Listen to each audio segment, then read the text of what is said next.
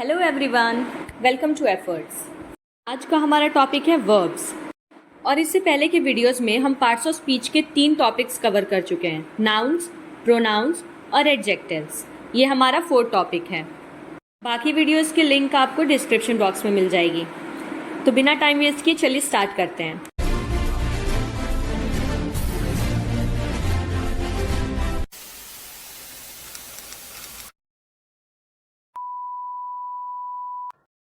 Verbs क्या होते हैं?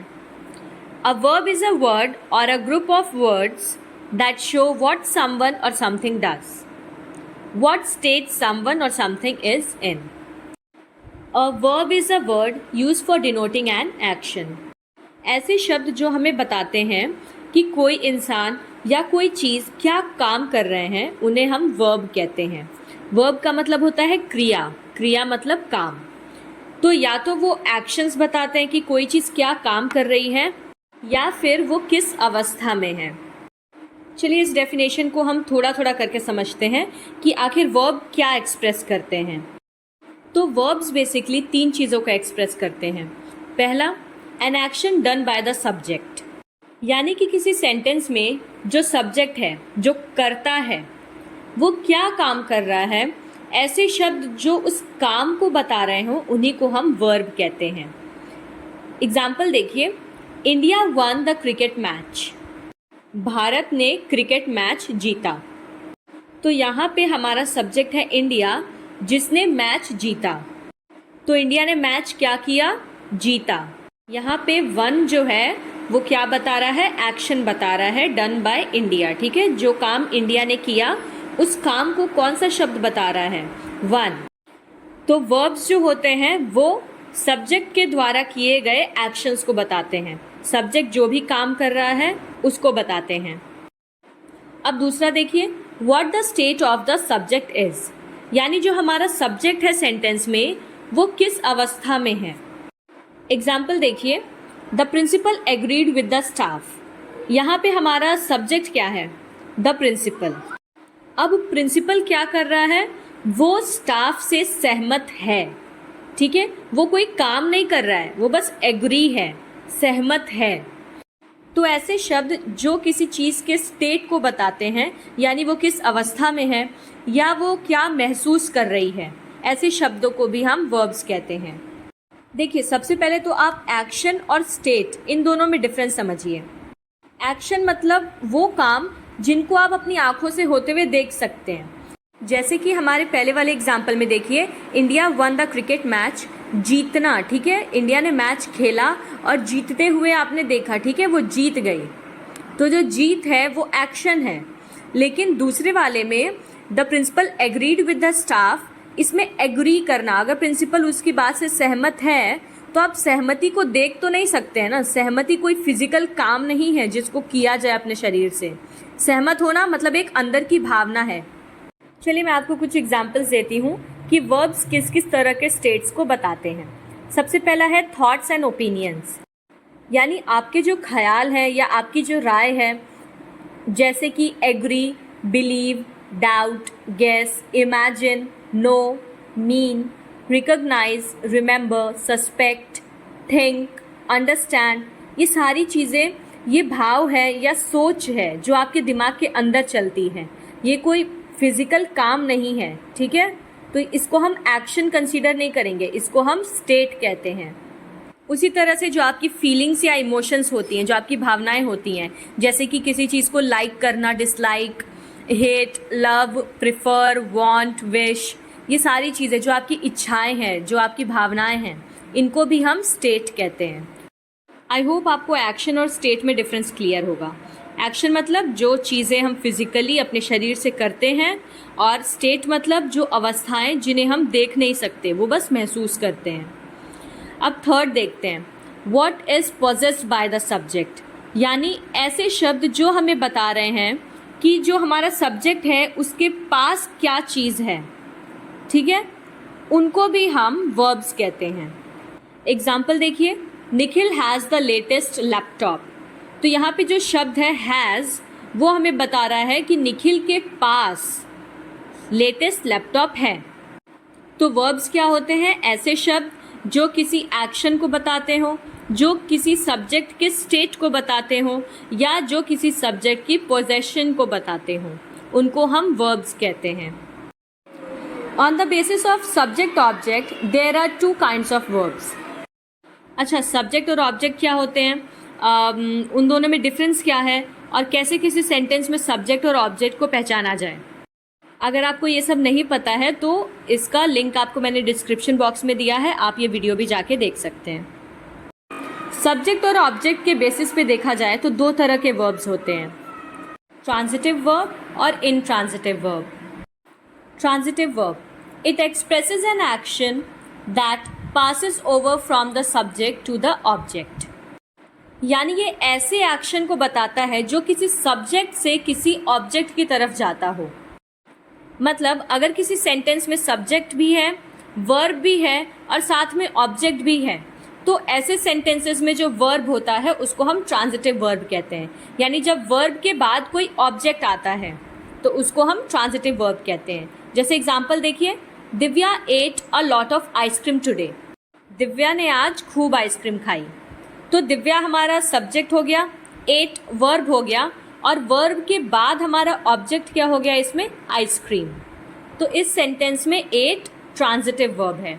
इनट्रांजिटिव वर्ब देखिए, when the action does not pass over to any object the verb is said to be an intransitive verb.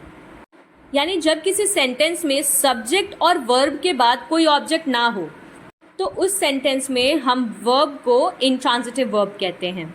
Example देखिए, she laughs a lot, वह बहुत हंसती है। इसमें शी क्या है, सब्जेक्ट है, लाफ्स वर्ब है। तो इसमें वर्ब और सब्जेक्ट तो आया है, लेकिन क्या इसमें कोई ऑब्जेक्ट है, नहीं है। तो ऐसे सेंटेंसेस जिसमें सिर्फ सब्जेक्ट और वर्ब हो, उस केस में हम वर्ब को इनट्रांजिटिव वर्ब कहते हैं, और जिसमें सब्जेक्ट, वर्ब और ऑब्जेक्ट तीनों हो उसको हम ट्रांजिटिव वर्ब्स कहते हैं। On the basis of the roles played by a verb, it is of three kinds. किसी सेंटेंस में वर्ब किस तरह से यूज हो रहा है, इसके बेसिस पे हम वर्ब्स को तीन तरह से डिवाइड करते हैं, मेन वर्ब, हेल्पिंग वर्ब और लिंकिंग वर्ब। चलिए देखते हैं main verb. It is the principal verb which represents the primary action done by the subject in a sentence।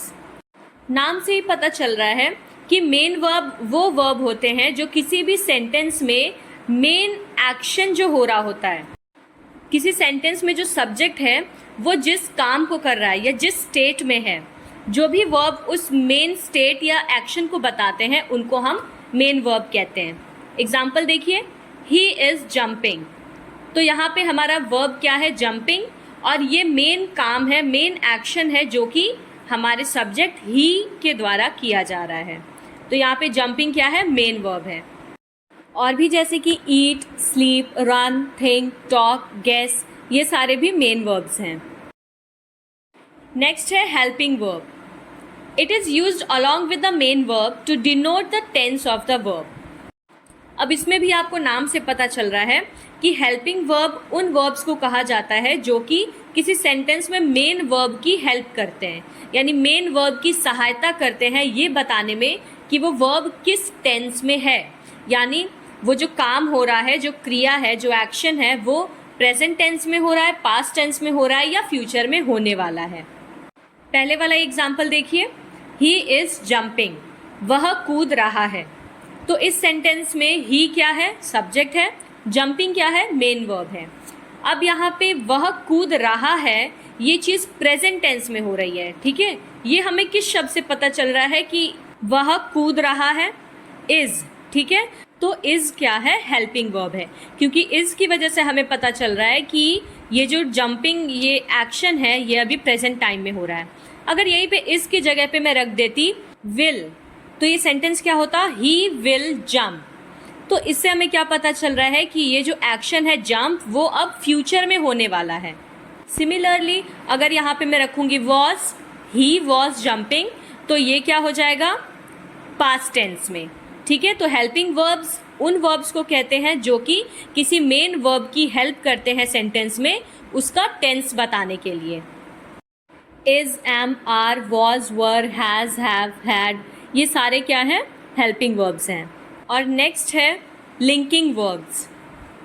It explains the state of the subject और describes the subject such as what it is और how it looks. इसको आसान भाषा में समझते हैं।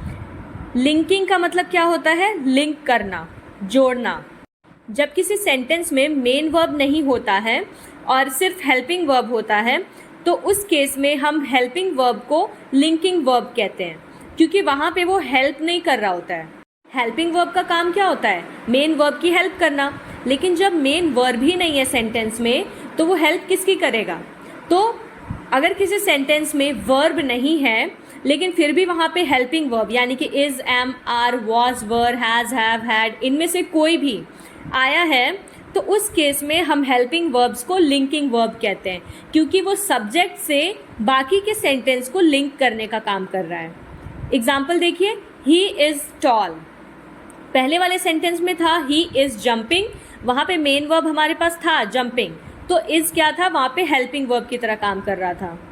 लेकिन अब इस सेंटेंस में कोई मेन वर्ब है ही नहीं, तो यहाँ पे हेल्पिंग वर्ब किसी की हेल्प करेगा नहीं, इसीलिए यहाँ पे इज़ क्या है? लिंकिंग वर्ब है।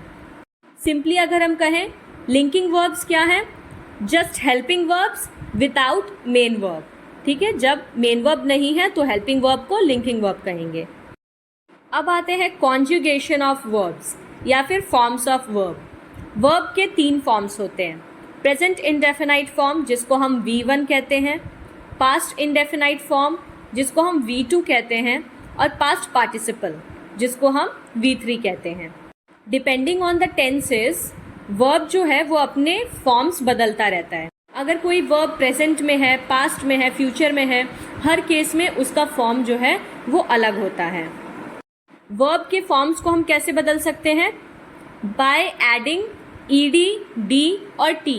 कुछ ऐसे वर्ब्स होते हैं जिसमें लास्ट में हम सिर्फ ईडी ऐड करते हैं या फिर डी ऐड करते हैं या फिर सिंपली टी ऐड करते हैं उसका फॉर्म चेंज करने के लिए।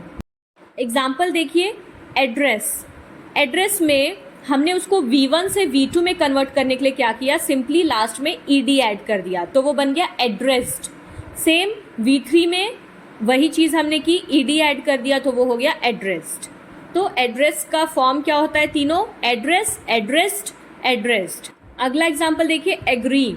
एग्री में लास्ट में डबल ई था, हमने क्या किया? सिंपली बस डी ऐड कर दिया तो वो बन गया एग्रीड।